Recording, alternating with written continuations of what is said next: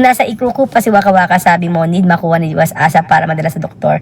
Nung nakuha mo sila, dinala sa espelisya, paracetamol lang ang pila ang binibigay mo, sabi ni Butas Botas. Tapos tumatawa siya. Eh di wow. Sabi ko mag-antay. Minsan, may mga videos tayo na hindi agad napapalabas. Kaya minsan, akala nyo, kapag hindi pa naipapalabas, ay hindi natin nagagawa. Kaya akala ng iba, pag ang daily vlog, na nakagaya po ng videos na nakarang araw, hindi nyo alam, medyo late na po yun.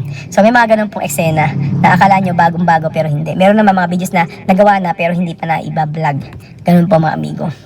Kagaya po, nung nagpa-check up before, tawang-tawa nga ako na sinabing gano'n. Pina-check up po daw si Waka Waka, pinalaboratory, tapos pina-check up po sa doktor. Hindi nyo alam kung sino yung doktor na pina-check up ko.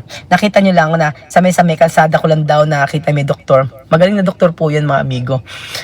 Minsan talaga ang tao magaling manghusga. So ano man yung nakikita. Sa pinagpa-check up po ni Joanna, kung alam niyo po yung doktor na yon, napakagaling po. At actually, kinausap ko nga siya, sabi ko, Dok, baka po pwede nga i-video yung kahit si Joanna lang habang siya ay ini-interview pero hindi kita i-video. So sabi niya hindi pwede, sabi niya privacy yun. So kaya hindi naikwento ko lang sa inyo. Pero pag nalaman niyo po kung sino yung doktor na yun, na napakagaling po talaga nun. Sabi ko sa inyo.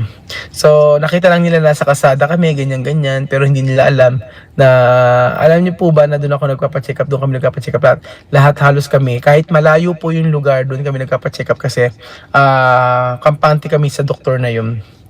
Yun po mga amigo. May mga doktor kasi na parang ayoko nila magsalita pero syempre alam niyo yun na pag hindi mo syempre masyadong kakilala, mas doon ka pa rin sa dati mong nakikilala. Sa dati mong kakilala. Ganun po mga amigo. Oh my God, how stupid could you be, people?